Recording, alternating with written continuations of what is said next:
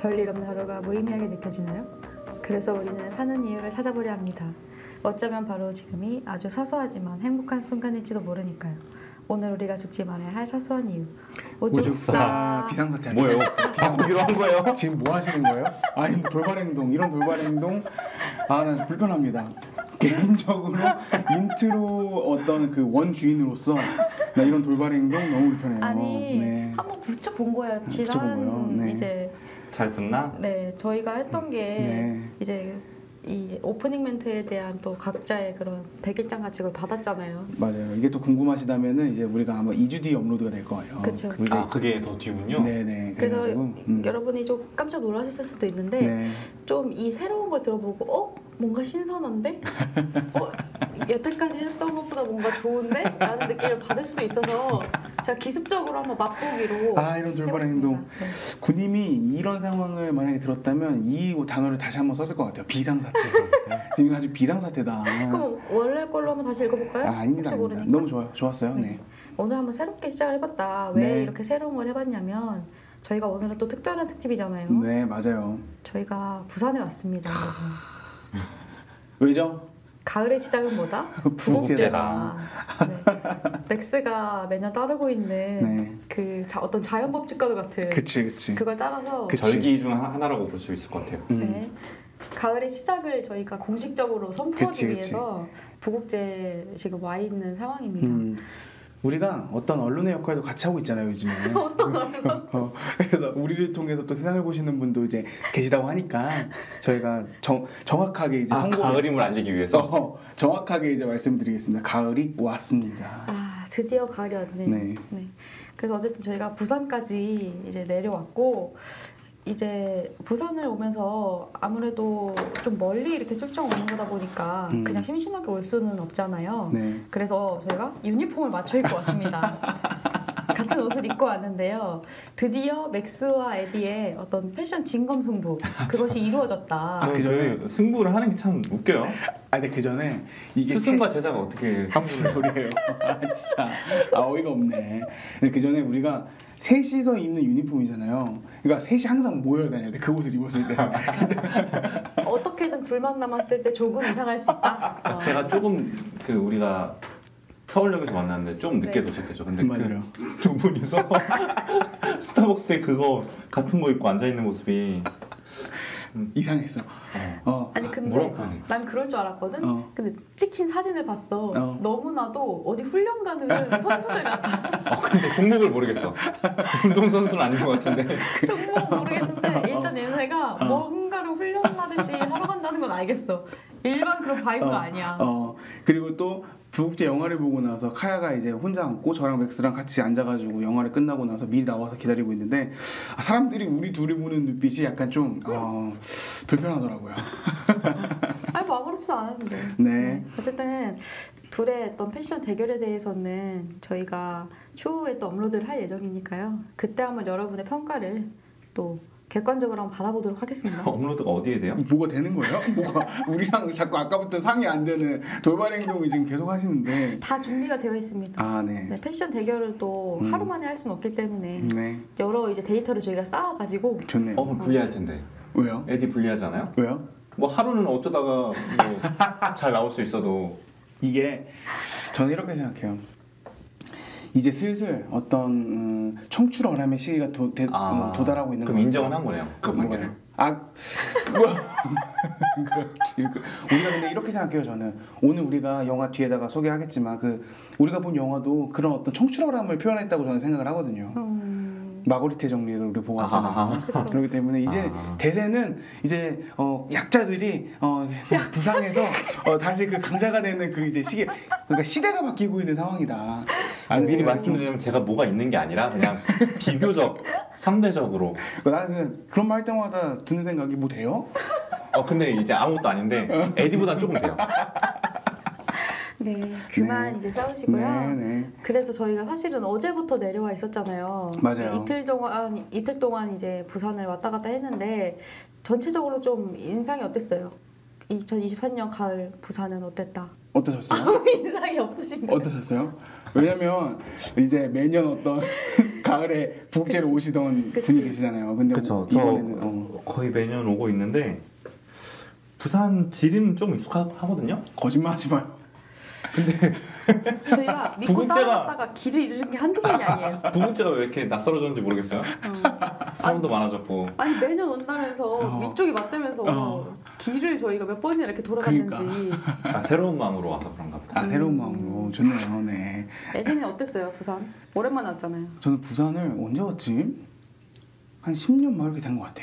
실제로도 그 정도 된 것 같고. 근데 부산을 오니까 그 일단 그 바다, 그리고 또 항구, 그리고 또 부국제, 그리고 레드카페. 레드카페 나한테 깔려있는, 밟았죠? 나한테 깔려있는 그 레드카페.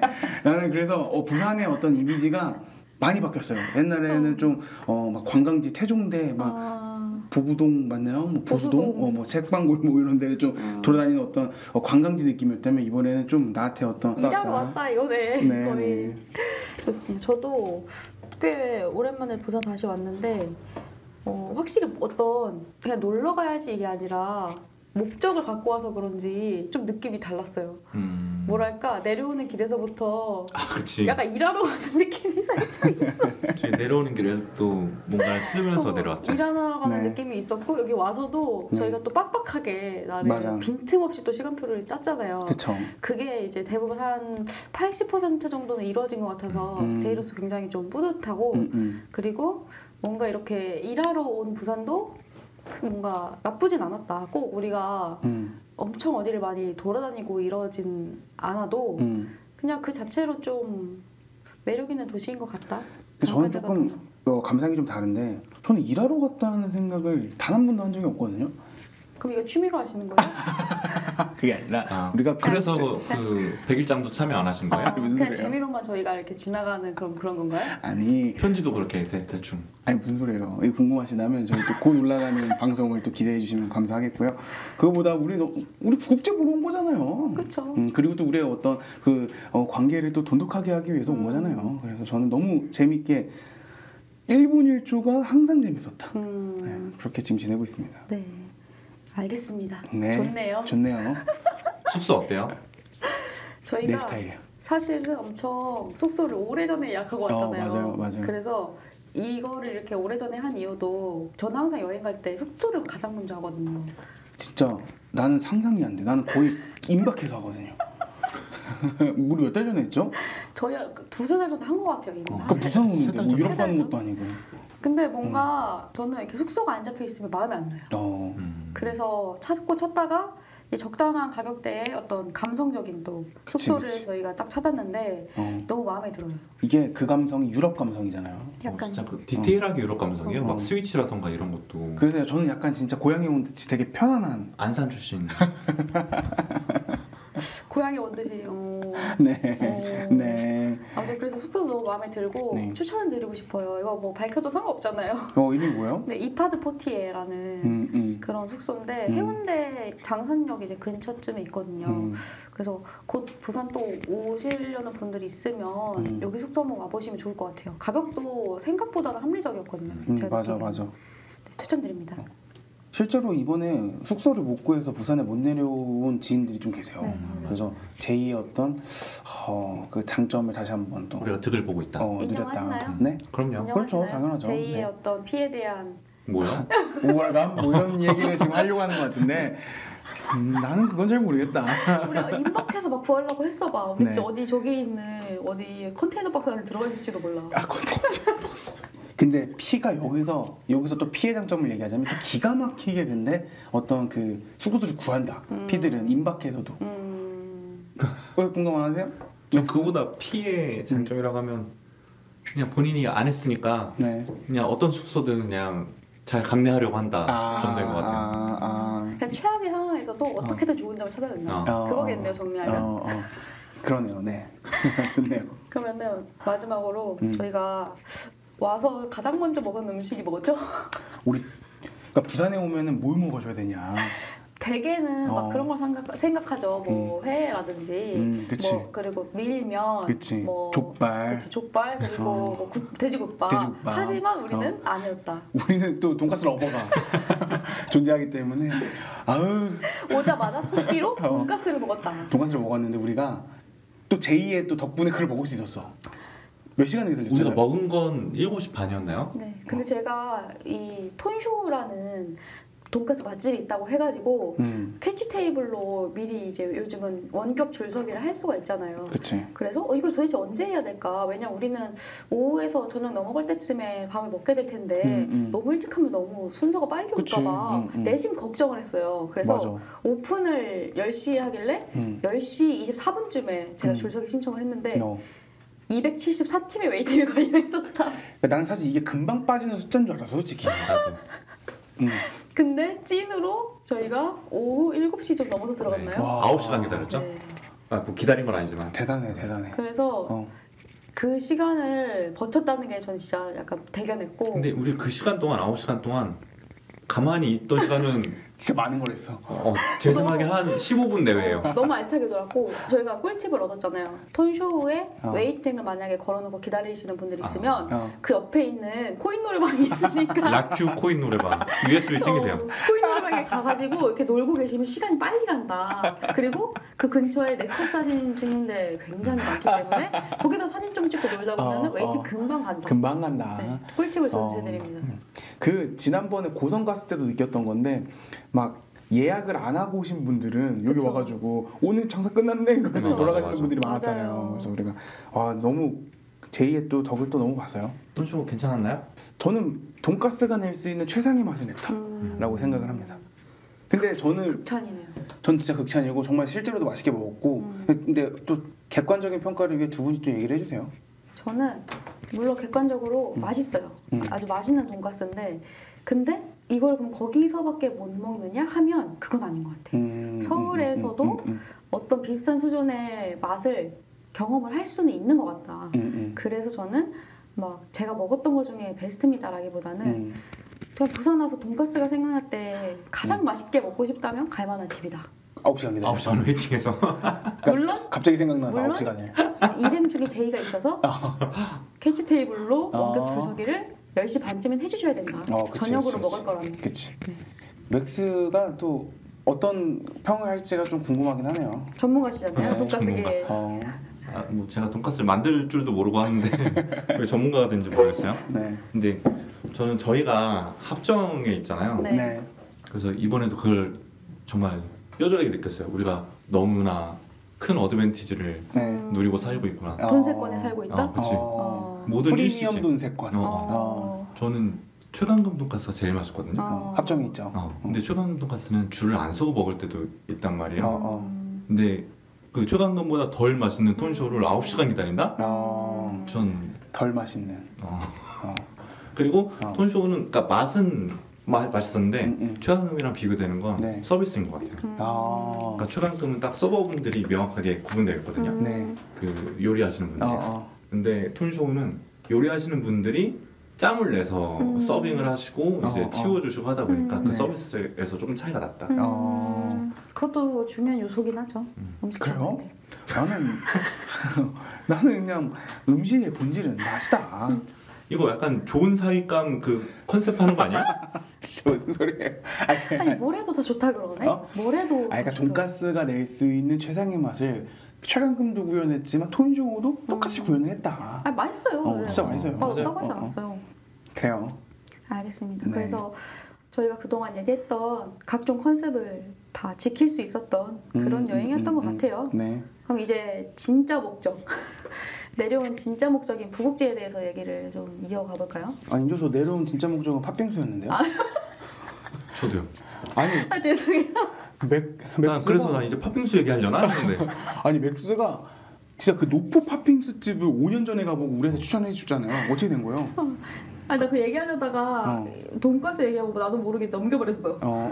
근데 저희가 팥빙수 집을 또 들렸죠. 제가 5년 전에도 이제 부국제에 와서 친구들이랑 지나가다가 그냥 팥빙수 있는데 되게 싸다. 네. 한 그릇에 그때 2,000원인가 그랬던 것 같아요. 와. 팥빙수랑 팥죽 파는 것도 신기하고 그게 2,000원이다라고 해서 일단 한 그릇씩 시켜서 먹어보자 했는데 제가 부산에서 먹은 것 중에가 아니라 그냥 살면서 먹어본 것 중에 어떤 임팩트가 가장 있었던 그게 진짜 맛있어. 그래서 거기를 다시 찾아오게 된 거죠. 내가 이사를 해서 지금 노포는 아니고 그냥 일반적인 매장 느낌인데 맞아요. 가격은 좀 올랐더라고요. 그거 올라봤자 1,000원씩 올랐던 거 아니에요? 4,000원. 올라도 4,000원이야.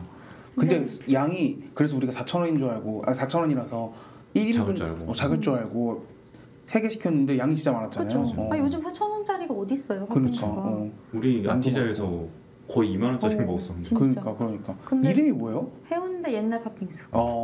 맞아. 근데 진짜 팥이 진짜 맛있었어요. 진짜 맛있었어. 진짜 진짜 매장에서 만든 맛. 그리고 거기에 또 시나몬 가루를 뿌려서 먹으면 계피가루? 이거는 캐치. 평소에 시나몬 가루를 좀 좋아하시는 분이라면은 곁들여 드시고 평소에 이제 좋은 사육감 코스프레 하고 있는 분들은 곁들여 드시고 내가 좋은 사이까 코스프레를 왜 어떻게 하는 거예요? 평소에 굳이 시나몬 안 찾아 먹는다 하시는 분들은 그냥 네. 나온 그럴 수 대로 있어. 드시면 매우 네. 맛있게 드실 것 같아요. 네.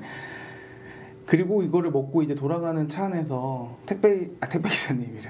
택시 기사님이 만났잖아요. 윤님 와가지고 뭐 돈가스랑 팥빙수나 먹냐 이래가지고 우리가 지금 회를 시켜놨잖아요. 그렇죠. 그래서 지금 회를 배달이 오고 있어서 빨리 녹음을 끝내고 싶네요.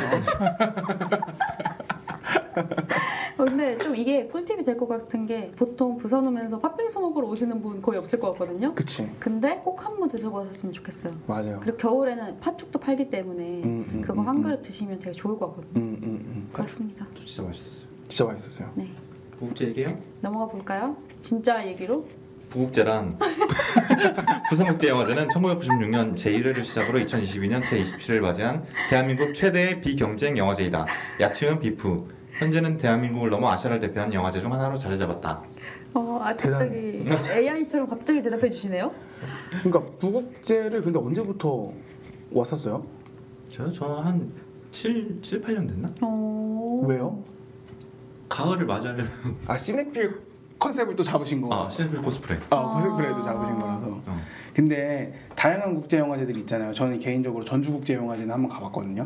근데 뭐 전주도 있고 뭐 무주도 있고 막 이런 거 같은데 왜 하필 부산을 그렇게 매년 오시는 거예요? 가을이요. 시기가 가을에 하는 게 부산밖에 없나? 그렇기도 하고 네. 다른 영화제들 뭐 무주라던가 정동진 이런 데 가보고 싶거든요. 네. 근데 여기는 국제 영화제는 아닐 거예요. 근데 아무튼 여기는 한여름에 해서 제가 여름 너무 싫어하니까 움직이기 싫어가지고 안 가는 것도 있고 전주도 아마 비슷할 거예요. 그래요? 아니 생각보다 오래됐네요. 이렇게 오래됐었나 부국제가? 그러게요. 96년. 저는 부국제가 그런 게 있다는 걸 인지한 지가 그렇게 오래되진 않은 것 같거든요. 저 개인적으로는. 근데 이렇게 역사가 약간 오래됐다고 하니까 뭔가 새롭네. 카야는 와본 적 있어요? 저는 몇 년 전에 한 번 왔었는데 사실 거의 핑계였어요. 부국제 때문에 온다고 하고 영화는 하나 봤는데 그 하나도 그 부국제 영화가 아니라 그냥 극장 가서? 영화관에 가서 그때 개봉하고 있었던 영화를 본 거야. 근데 핑계였지. 그리고 술도 많이 마시고 뭐 이것저것 먹고 놀다 갔죠. 그래서 딱히 부국제를 즐기고 갔다라고 하기에는 조금 그렇다. 난 비슷한데? 저는 근데 개인적으로 부국제를 보러 부산에 놀러 온다는 게 되게 좋은 것 같아. 이 어떤 핑계, 그러니까 전 좋은 핑계가 있는 게 좋은 거죠. 맞아요. 그래서 좋은데요. 저는 왜냐면 부산에 아까 말했듯이 10년 뭐 이렇게 와본 거니까 앞으로 이제 나도 매주 뭔가 어떤 부산에 갈 거리가 또 생긴 거잖아요. 매주? 매년. 네. 지금 눈이 충혈됐는데 피곤해요. 회 먹어야 돼. 처음 와봤는데 어땠어요? 부국제? 네. 저는 여러 가지 감상이 있었는데 먼저 영화 예매를 이렇게 하기 어려운 건지 몰랐어. 맞아. 시작부터 좀 힘들었어. 부국제? 가서 그냥 내가 볼 수 있는 영화 보는 거 아니야? 뭐 이런 생각 하나 했었는데 너무나도 티켓팅하기가 되게 힘들었던 게 좀 놀랐고 두 번째는 그래서 되게 어렵게 티켓팅한 우리 두 개의 영화가 개인적으로는 전 너무 좋았다. 그렇기 때문에 부국제에 대한 어떤 그 첫 감상이 너무나도 좋았고요. 그리고 마지막으로는 그 문화를 이번에 처음 안 게 있는데 엔딩 크레딧 올라갈 때 사람들이 안 일어나더라고요. 저는 근데 이거를 며칠 전에 추석 때 어파이어라는 영화를 봤는데요. 그때 사람들이 엔딩 크레딧 올라갈 때 앉아있더라고요. CGV 아트 영화관에서 봤는데 아트하우스. 아트하우스인가요? 거기서 봤는데 왜 이렇게 앉아있지? 뭐 쿠키를 기다리나? 그래서 마블이냐고. 나는 그냥 나갔어. 그러고 나서 오늘 맥스랑 같이 옆자리에서 보고 있는데 엔딩 크레딧이 올라가는데 아무도 안 일어나길래 여전히 맥스한테 근데 왜 안 일어나는 거예요? 이러는 거예요. 그래서 나는 알면서도 그냥 에디가 사람들 왜 유난 떠나 이 질문인 줄 알고 그냥 문화지 않을까요? 거짓말이고요. 성숙한 문화? 이렇게 얘기했어. 성숙한 사람들의 어떤 문화지 않을까 이러는 거예요. 그래서 갑자기 나를 비성숙한 인간으로 만들어버리더니 근데 어쨌든 그게 되게 좋았어요. 그 엔딩 크레딧까지 올라가고 난 다음에 불이 켜지고 사람들이 박수를 치는 그 문화가 저는 처음 경험해봤는데 되게 좋더라고요. 아침에 된다. 처음에 광고 안 하는 것도 너무 좋지 않아요? 맞아요. 광고 안 하고 저는 그 무국제 와서 딱 극장에서 영화 시작할 때 맨 처음에 그 장면이잖아요. 어두운 바다 보여주고 빛 내려오고 거기에 빛 붙는 거. 그럼 그게 너무 멋있어요. 멋있더라고. 그거 끝나고 이제 바로 영화 시작하고. 맞아. 광고 없는 게 진짜 좋았다. 우리가 놓친 영화가 뭐 있었죠? 예매 못했던 영화요? 네. 푸어띵스가 그쵸. 제가 되게 보고 싶었던 영화였는데 그게 진짜 경쟁률이 너무 심하더라고요. 그래서 일단 푸어띵스 실패했고 이제 요르고스 란티모스 감독의 그리고 또 제가 하나가 보고 싶었던 게 하마구치 류스케 감독 그 드라이브 마이카 감독의 신작 제목이 뭐였죠? 악은 존재하지 존재하지 않는다. 그러니까 이거야. 두 분의 컨셉이기 때문에 뭐 이렇게 그냥 핑계로 온 거기 때문에. 근데 이 유명한 감독들의 이름이 다 어려워. 맞아. 특히 일본 감독 어려워. 하마구치 류스케, 고레다 히로카즈, 이와이 슌지 막 이런 거 어려워. 이와이 슌지도 궁금하고. 아무튼 네, 그래서 놓친 것들이 꽤 많았는데 그래도 건진 것들이 저도 괜찮다 생각해요. 맞아요. 네. 전 이렇게 성공적이었던 거 없는 것 같아요.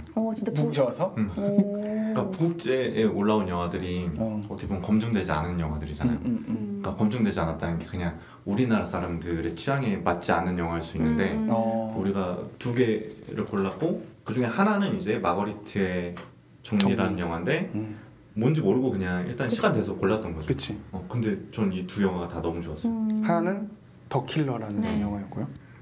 그렇습니다. 더 킬러 무슨 내용이었죠? 이렇게 바로 넘어가나요? 그래서 이렇게 두 개의 영화를 얘기해 보려고 하는데 우선 더 킬러부터. 네, 더 킬러 감독. 그러니까 더 킬러 우리 왜 본 거예요? 데이비드 핀처 감독. 네, 유명한 감독이시잖아요. 우선 정말 제일 유명하다고 할 수 있는 건 나를 찾아줘. 그게 조금 상대적으로 대중적이고 최신이라 할까요? 조금 더 10년 정도 되긴 했는데. 네. 저는 근데 그거는 약간 저 같은 상업 영화 느낌인데 맞죠? 그럼요. 근데 데이비드 핀처 정도는 그냥 다 상업 영화죠. 그래요? 또 뭐 있어요? 나를 찾아줘랑? 나를 찾아줘랑 유명하게 소셜 네트워크. 그거랑 또 아실만한 건 세븐이랑. 세븐은 오래된 영화예요. 95년 영화. 그래요? 몰라요. 그리고 파이트 클럽. 파이트 클럽 봤어요? 아니 모르는데 하도 뭔가 영화 좀 뭐 본다 하는 척하는 사람들은 파이트 클럽을 맨날 얘기하더라고. 그래가지고 나는 나는 이 악물고 안 봤어. 이 중에 좋아하는 거 있어요?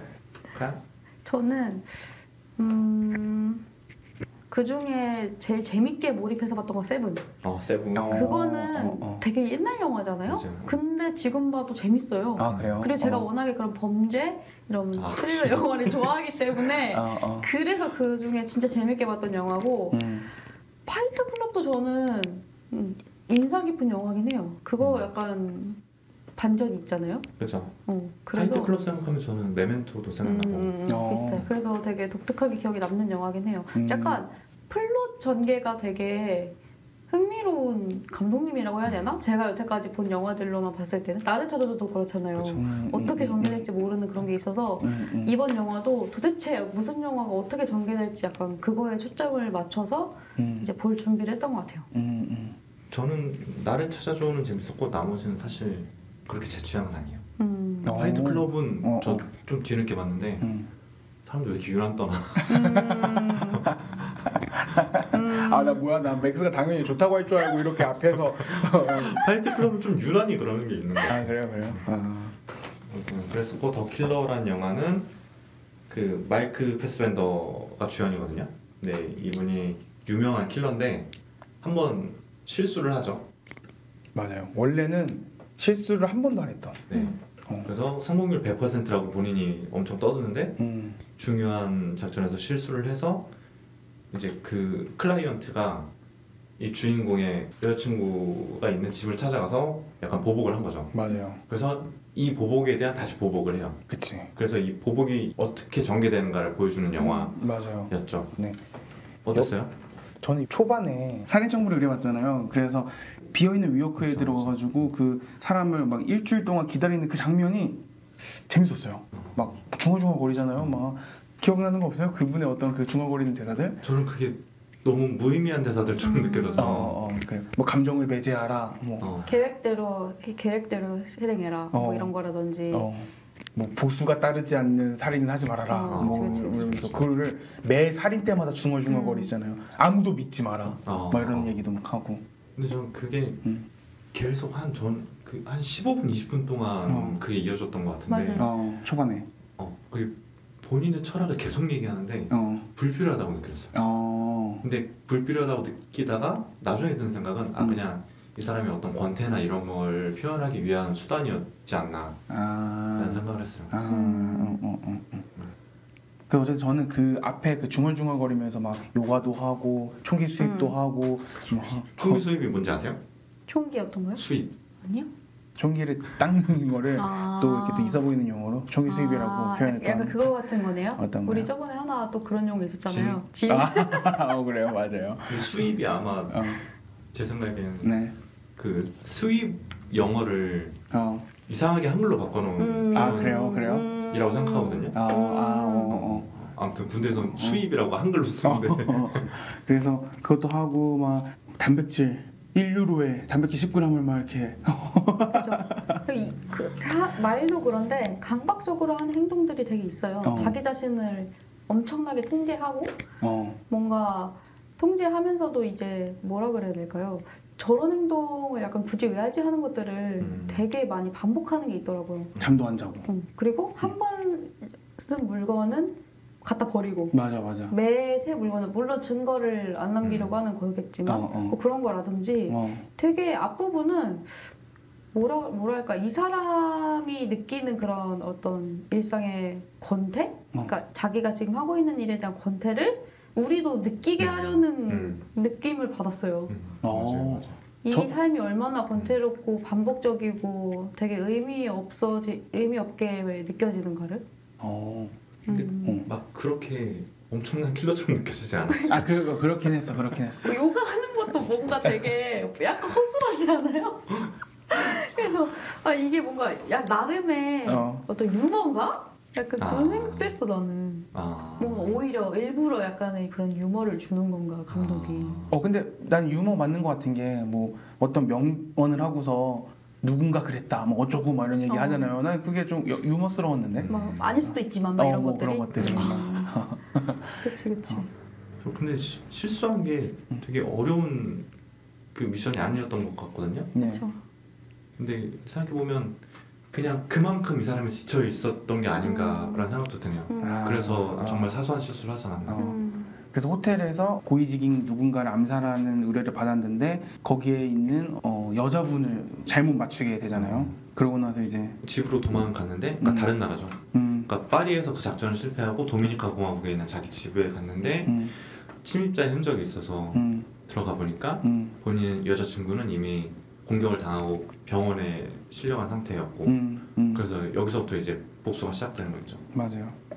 그 많은 사람들이 희생되잖아요. 그 복수하는 과정에서. 네. 뭐 인상적인 장면 있었어요? 그 택시 기사가 죽었다면서요? 그쵸. 네. 그게 챕터 한 3 정도 됐던 것 같은데 그쵸. 기억이 안 나요. 왜 그러시는 거예요? 난 잔지도 몰랐어. 조금 잤어. 아니 저희가 영화 끝나고서 이야기를 이렇게 맞춰보는데 이상하게 에디랑 저만 기억을 하더라고요. 그거 있었잖아요. 택시기사 죽었잖아요 했는데 무슨 소리야 택시기사가 나왔어요? 라고 하면서 저는 그게 기억난 게 그 졸릴 때쯤에 이제 소나타가 엄청 많이 보이네? 라는 생각을 했었는데 그게 다 택시였었던 거죠. 맞아요. 그쵸.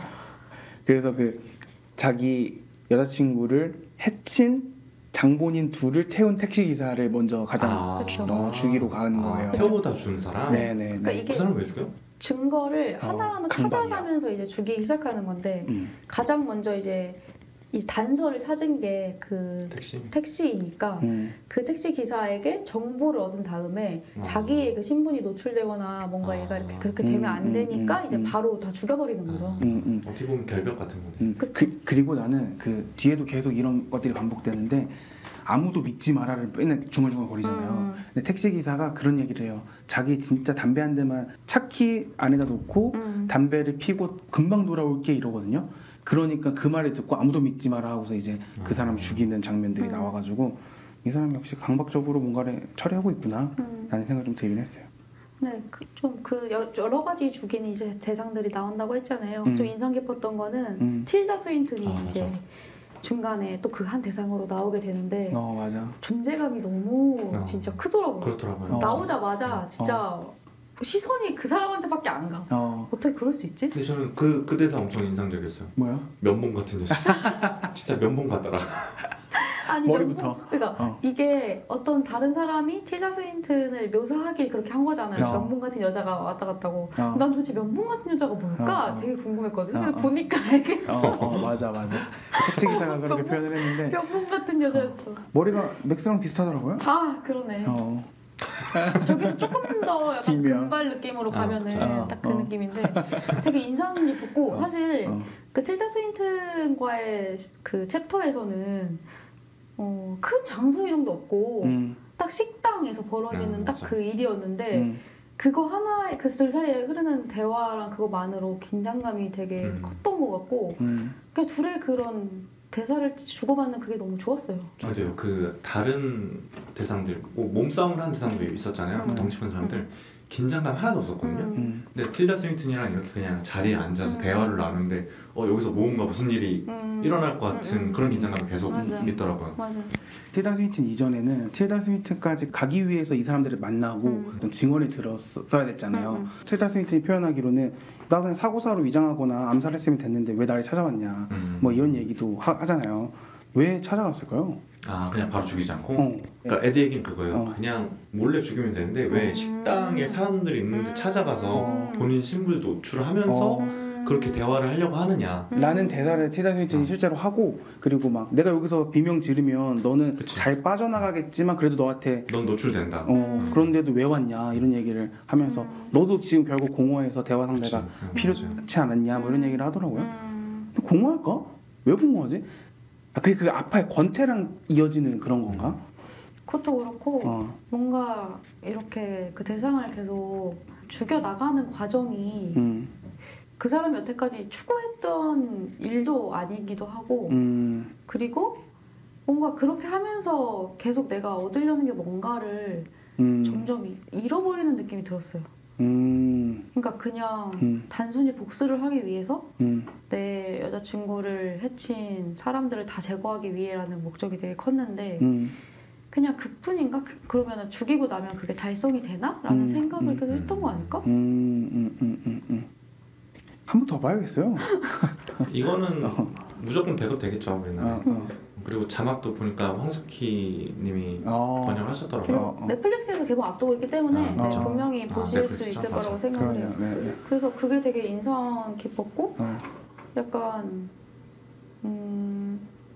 틸다 스윈튼하고 했던 대화에서 저는 또 인상 깊은 대화가 있었는데 약간 갑자기 농담하잖아요. 곰 얘기. 그거가 그 곰에 대한 농담이 곰과 이제 사냥꾼에 대한 어떤 재밌는 일화였는데 이게 뭔가 의미하는 바가 있었던 것 같거든요.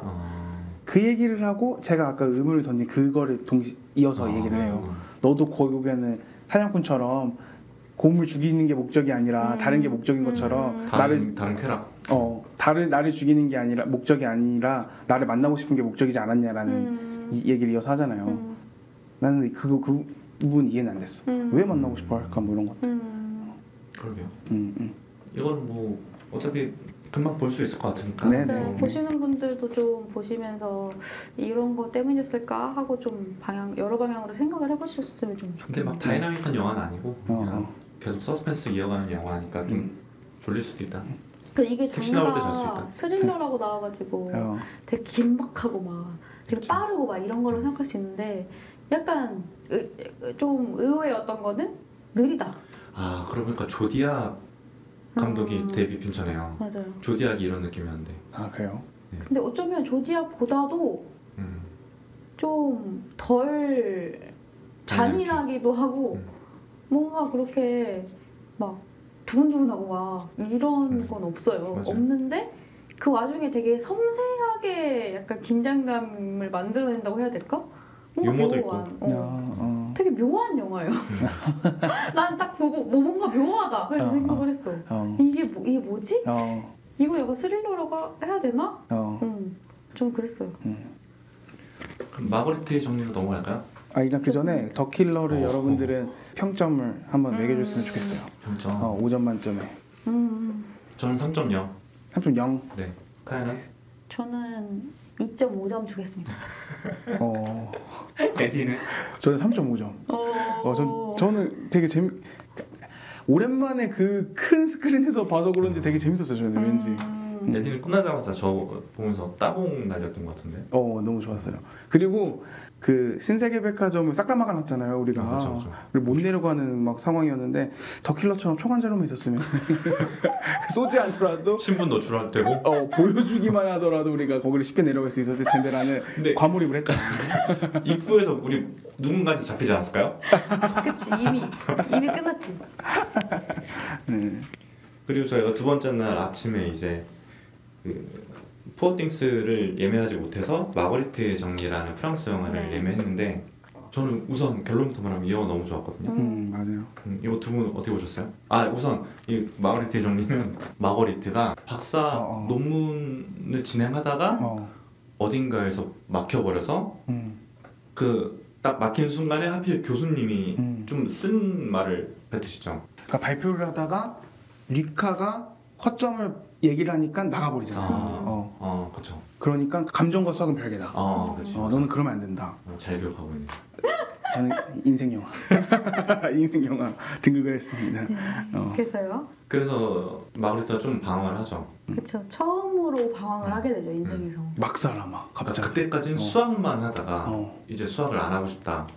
그래서 막 여기저기 아르바이트도 알아보고 뭐 클럽 가서 남자도 만나고. 맞아요. 그렇게 하다가 다시 수학을 하게 됐는데 계기가 뭐였죠? 마작. 아 돈이 없는 거예요. 돈이 없어가지고 돈을 어떻게 벌까라고 생각을 했는데 자기 집을 빌려준 지하실에서 마작판이 열리잖아요. 그렇죠. 그 집의 어떤 주인이라고 해야 될까요? 주인분이 이제 어떤 1층에 어떤 숨겨진 그런 방에서 지인들을 불러가지고 항상 마작판을 벌이는데 그거를 이제 몰래 본 마거리트가 저런 게 있다. 마작이라는 게 있네? 하고 처음에는 그냥 흥미로 시작을 했다가 역시 천재기 때문에 수학적으로 접근을 해서 모든 걸 다 꿰뚫어보는 그런 수학 두뇌로 다 제압을 해버리죠 사람들을. 맞아요. 그래서 집세를 잃어버렸는데 이거를 마작으로 이거를 메꾸잖아요. 근데 그 메꾸는 과정에서 마작판이 갑자기 수학 공식으로 변하면서 내가 이거를 풀 방법을 알았다 해서 막 위에 가지고 막 수학을 다시 시작을 하잖아요. 그러니까 그런 거 재밌었어. 되게 생각하지 못했던 부분에서 어떤 단서를 얻을 수 있다는 거 그거 되게 잘 보여준 것 같아요. 맞아요. 생각지도 못한 걸로.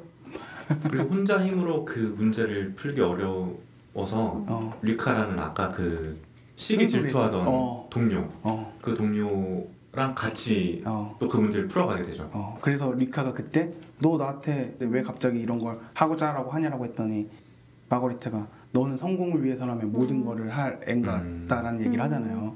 그래서 이제 둘이 이거를 이제 풀기 시작. 아까 무슨 전 사실 수학을 좀 배제하게 봤어요. 그럼요. 그거 이해하려고 보면 우리 중간에 나와야 돼요. 그래서 이름 정도는 말해줘야 되지 않아요? 무슨 정리인지? 골드바흐. 골드바흐의 추측에 대해서 좀 정리를 하고 있었죠 마거리트가. 맞아요. 그게 이제 아직 아무도 풀지 못한, 입증하지 못한 거였죠.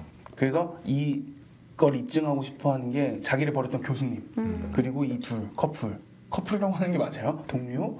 리카? 리카. 처음에는 이제 동료였던 거고, 이 둘이 열심히. 리카랑 이제 같이 그 문제를 계속 풀어 나가는 과정에서 서로 정이 생기고. 그렇죠. 실제로 사랑하게 되는 거죠. 맞아요. 로맨스죠. 그렇죠. 전체적으로 그런 얘기네요. 네, 네. 정리해보자면. 네. 그래서 푸나요? 결국엔 푸잖아요? 그쵸. 단서를 그쵸. 얻어내고 이제 접근한 거죠. 그 단서를 풀 열쇠. 그 리카랑 조금 멀어졌을 때 이제 본인이 완전 이렇게 풀면 되겠다라는 생각이 들어서 리카가 세미나 중이었나? 맞아. 거길 찾아가서 그 칠판에서 그걸 같이 풀어보죠. 그리고 그걸 이제 다른 수학자들이 보고 박수치고 이제 여기서 그게 재밌었던 것 같아요. 리카가 그 다 푼 순간에 씁쓸한 표정으로 나가잖아요. 그러니까요. 이게 어떤 의미였을지 우리가 좀 추측해보면 좋을 것 같아요. 뭐였을 것 같아요? 일단은 그 둘의 관계를 되게 잘 생각해봐야 되는데 둘 관계가 되게 복잡해요. 네. 왜냐하면 같은 거를 하고 있는 어떻게 보면 동료고 같은 연구를 하는 동료인과 동시에 사랑하는 마음도 좀 생긴 그런 어떤 연인 관계 이렇게 그러니까 중첩되어 있는 건데 그러면 이 사이에서 어떤 일적인 성공을 이루어냈을 때 나는 이 사람을 축하해주긴 해야 되는데 시기하는 마음이 들 수도 있고 그리고 연인으로서도 이 사람이 되게 잘 되면 좋겠지만 또 어떻게 보면 안 되기를 내심 바랄 수도 있는 거고 어떤 마음 한쪽에서는 그러니까 뭐가 복잡해. 이게 얽히고 얽히니까 그래서 제가 생각했을 때 리카는 이제 마거리트가 혼자 그렇게 뭔가 대견하게 발견을 해내고 이런 게 굉장히 어떤 같은 동료로서 되게 대견하다고 생각을 하고 축하는 해줄 수 있지만 한편으로 시기하는 마음이 살짝은 있었을 것 같고요. 그 시기라기보다는 나는 이제 어떻게 하지? 그러니까 이제 이렇게 마거리트도 혼자서도 잘 해내는구나. 그럼 나는 이제 남편인 나는 어떻게 해야 되나. 이 마음 살짝 있었을 것 같고 그거 플러스 이때는 그 둘이 사이가 되게 안 좋았을 때잖아요. 이제 서로 갈라서기로 한 때니까 이제는 그런 연인으로서의 관계에도 아무런 재결합이 될 가능성이 없기 때문에 그런 양쪽의 씁쓸함을 안고 돌아가려고 했던 게 아닌가.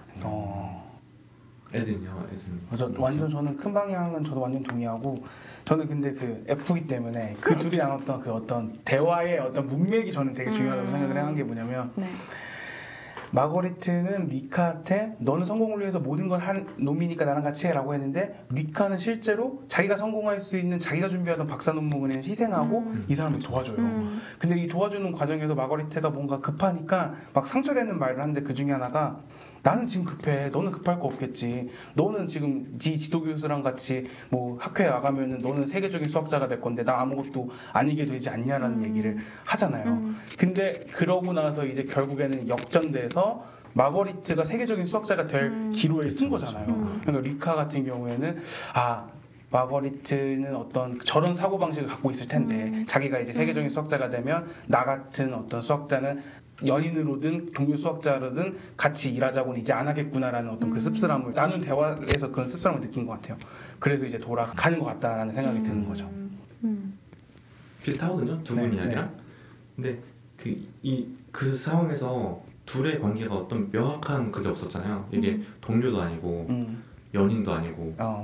근데 그런 상태에서 마거리트가 나랑 같이 준비하던 그 골드바의 추측? 그걸 혼자 다 끝내버리니까 그럼 나는 이제 용도팩이 되는 거 아닌가? 난 동료로서 이제 의미 없어지는 거 아닌가? 그래서 씁쓸해서 돌아가는 거라고 생각을 했어요. 그럼 이런 거야? 같이 준비했지만 너의 공으로 가져가 이런 느낌인 건가? 그거보다 같이 준비했지만 우리의 공동의 목표가 끝났으니까 이제 나는 얘한테 필요 없는 존재가 된 거 아닌가? 그러니까 나는 좋아하는데 계속 같이 있고 싶은데. 근데 갑자기 그 이야기를 들으니까 생각나는 게 어떤 이런 정리라고 하는, 그러니까 입증하고 이런 것들이 마거리트가 이걸 좋아하는 이유는 어떤 혼돈이라든지 어떤 무질서한 데서 질서를 찾아내는 작업이잖아요. 답을 찾아내는. 근데 이 영화의 제목이 마거리트의 정리라는 게 물론 얘가 연구 주제로 삼던 그 골드바그의 추측에 대한 어떤 정리를 해냈다는 걸 수도 있지만 어떤 리카와의 그 어떤 애매한 관계 어떤 건지 정의되지 않던 관계를 마거리트가 직접 정리해 나가는 그런 의미일 수도 있겠다는 생각이 갑자기 사랑을 찾아 나가는. 근데 맞는 것 같다. 그런 관계 역시도 어떤 그 관계를 뭔가 딱 명쾌하게 사랑으로 딱 정리를 해낸 그런 느낌도 들어요. 그리고 교수님이 이제 마거리트가 처음 이제 그 논문 발표 실패했을 때 막 너무 격분해 있으니까 감정과 수학을 이제 같이 가져가지 말라고 하는데 두 개를 같이 가져가서 성공을 해냈잖아요. 그런 의미에서의 정리일 수도 있겠다 생각이 들어요. 감정과 수학을 같이 가져갔다. 그러니까 그 사람이 한 말이 틀렸다는 걸 입증했다 이런 거잖아요. 맞아요. 그런 의미도 있을 것 같다는 생각이 드네요. 그러네요. 그러고 나서 저는 2023년에 최고의 명대사가 나왔다고 생각을 합니다. 뭐죠? 씁쓸해서 이제 리카가 나가죠. 터덜 이제 나가 걷고 있는데 네. 저쪽에서 마거리트가 뛰어와가지고 백허그를 딱 하면서 주댐. 아니 이거 왜 이렇게 속삭이는 거예요?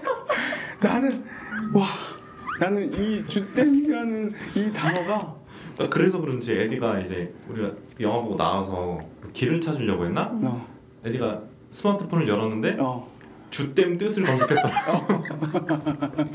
아니 저 궁금한 게 있어요. 이거 프랑스어로 그래서 좋은 거 아니에요? 한국어로 사랑해 이런 거보다 프랑스어로 주댐 이래가지고 너무 그러니까 원래 이 단어의 뜻은 알았지만 그 상철의 마음 아니 상처 아니고 그 뭐지 상처 맞나? 상철의 마음을 알겠더라고. 경각심을 검색해보는 그 마음. 그 마음을 광수. 광수의 마음을 알겠더라고. 정확한 뜻을 알고 싶어서 어떤 말일까?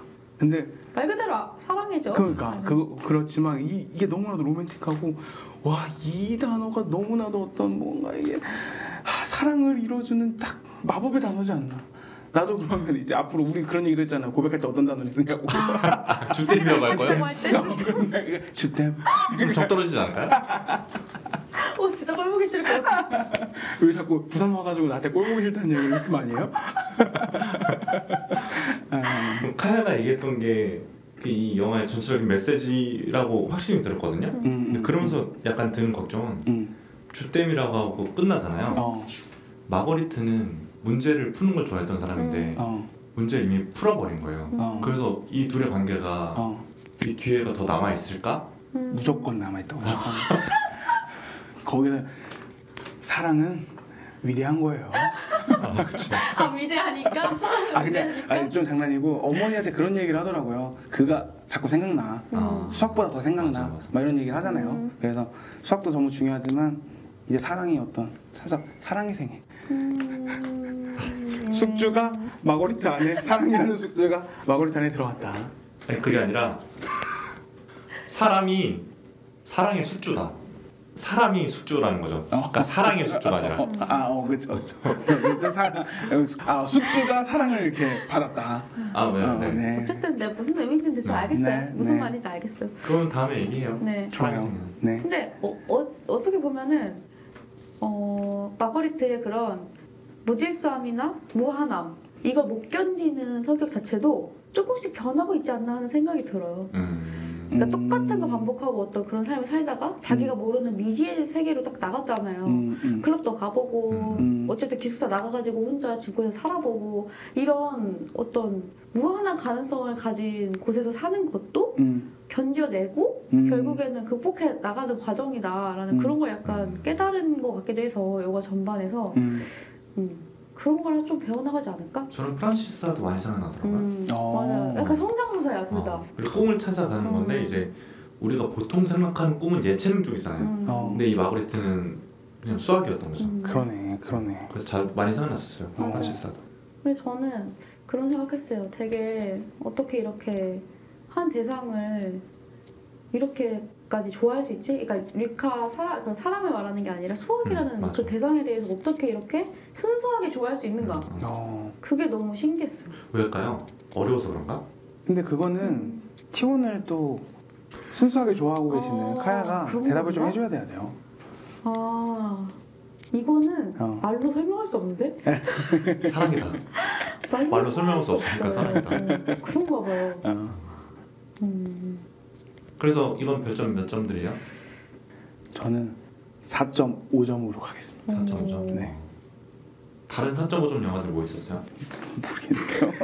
일단 그때그때 주고 보는 거예요. 미드나잇 일발이 좋아하시잖아요. 너무 좋죠. 그거는 몇 점 드릴 거예요? 그거 예전에 5점 준 것 같아. 카야는? 저는 3점 드리겠습니다. 3점? 네. 무슨 짓이에요? 왜 그러세요? 제 별점이 그렇게 조금 약간 있어요. 그 기준들이. 그러니까 영화로서 되게 좋았는데 우리가 지금 얘기한 건 어떤 내용적인 면이랑 막 메시지적인 측면이었는데 사실 저는 조금 더 어떤 연출적인 부분이나 뭔가 담백했죠.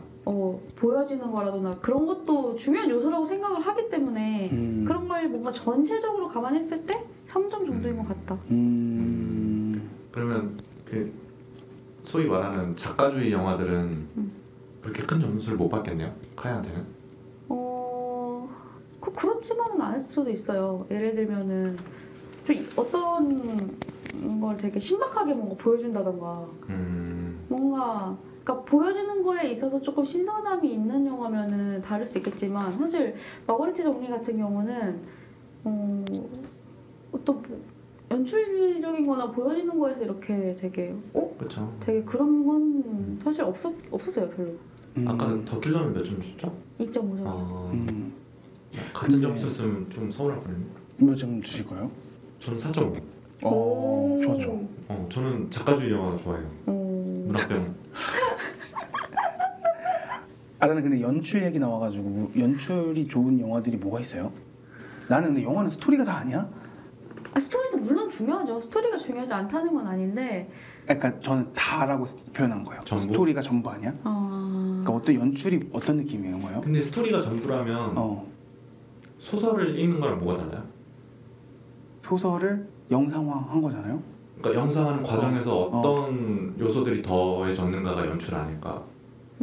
그걸 어떻게 보여주는가? 그러니까 나는 그거에 대한 어떤 특별함이 있냐라는 질문이었던 거예요. 그러니까 이거 영화화하면은 우리가 생각하는 그런 어떤 공식이라고 표현하면 내가 뭘 모르니까 뭐라고 해야 될까요? 그러니까 영화의 어떤 그냥 우리가 보는 그냥 그림들이 있잖아요.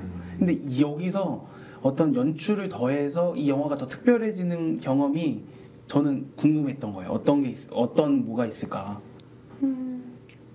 어떤 영화에서 이런 걸 더 더했으면 좋았겠다라는 거는 좀 잡기 힘들 것 같고 대신에 그런 연출이 되게 좋았던 영화들은 꼽을 수 있죠. 뭐가 있어요? 지금 생각나는 거? 최근에 봤던 것 중에서 꼽으면 뭐가 있을까요? 그러니까 예를 들면 그런 거예요. 예를 들면 우리가 예전에 왕가이 영화 얘기하면서 감독 그거야말로 그 사람의 진짜 스타일이 짙잖아요.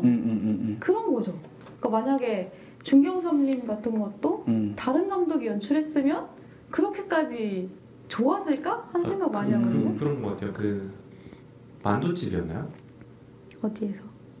그 저기서 화양연화에서 그 둘이 스쳐 지나가는 장면을 어떻게 담아내느냐가 중요한 거죠. 그러니까 그게 얼마나 예민하고 섬세하게 담아낼 수 있느냐가 연출의 차이 아닐까. 어쨌든 저는 스토리가 전부라고 생각하는데 그 스토리를 온전하게 나한테 전달할 수 있는 그 그림의 방법들 뭐 이런 것들이 연출이라고. 그렇죠. 그리고 연출이 좀 더 어떤 장면마다 조금 더 극대화할 수 있었을 것 같다라는 생각도 했어요. 그러니까 조금 더 극대화해서 보여줬으면 더 이렇게 훅 뭔가 다가왔을 수 있는 그런 장면들이 있었던 것 같다라는 생각도 좀 했던 것 같고 그래도 어쨌든 전 좋은 영화였어요. 네, 재밌게 봤습니다. 네. 전 이 영화 한국에 들어왔으면 좋겠네요. 저도요. 이거 보느라 좀 불편했잖아요. 그쵸. 이게 영어 자막이 이미 있는 상태고 오른쪽에 세로로 이제 우리 한글 자막으로 봤으니까 불편했는데 아예 한국에 배급되면 자막이 정식으로 깔릴 테니까 더 보기 편하지 않을까. 맞아. 그 자막 해주신 분 이름이 되게 귀여우시던데요? 박기엽. 잊지 않을 것 같아요. 네, 너무 인상 깊어서. 네. 어쨌든 너무 좋은 영화여서 네. 이거 들으시는 분들도 꼭 볼 수 있게 제발 누가 들여와줬으면 좋겠네요. 맥스가 좀 들어오는 건 어때요? 얼마 필요한데요? 그러니까 저는 그 영화제 와서 이렇게 막 좋은 영화를 본 적 딱히 없었다고 했잖아요. 네. 이번이 처음이라서 앞으로도 꾸준히 영화제 와야겠다라는 생각을 했어요. 그럼 저희에게 맡기세요. 저희의 안목에. 얻어 걸린 거잖아요. 우리가 해낸 거죠. 딱 봤을 때 이 시놉시스라면 좋다 라고 우리가 결정을 한 거지. 그치. 다른 것도 있긴 있었지. 그치. 네. 뭐 10월 5일로 예매를 하긴 했지만 그치. 여러 후보가 있었어요. 네. 그럼 영화 얘기 여기까지 할까요? 좋네요. 그럼 마지막으로 우리 뭐 만취인 멜로디나 뭐 이런 거. 무슨 소리야? 나 울프에 듣고 싶어가지고. 무슨 일이 있었는지는 나중에 저희가 존니라던가. 어떤 코인 노래방 편을 네. 얘기할 기회가 있다면 네. 그때 풀어보도록 하겠습니다. 네. 부국제 굿즈 살 거 있나요 이번에? 전 양말 예쁘더라고요. 파란색인데 거기에 이제 시어터 is not dead라고 써있는 양말. 좀 프린팅이 좋진 않은데 색깔이 예뻤어요. 색깔 예뻤어요. 네. 굿즈 때문이어도 또 와야죠. 오류가 있는 거잖아요. 그쵸. 작년에는 8만 원 쓰셨고 올해 얼마 쓰셨어요? 7만 5천인가? 오 비슷하네. 고만고만한 손에도 이제 소비를 하시네요. 여기 그러네요. 와서는. 네. 뭐 아마 듣고 계실 거예요 구이사님이. 아, 알겠습니다. 네. 감사합니다. 그럼 오늘 방송은 여기까지 해볼까요? 네. 회 먹어야죠. 네, 수고하셨습니다. 고생하셨습니다. 고생하셨습니다.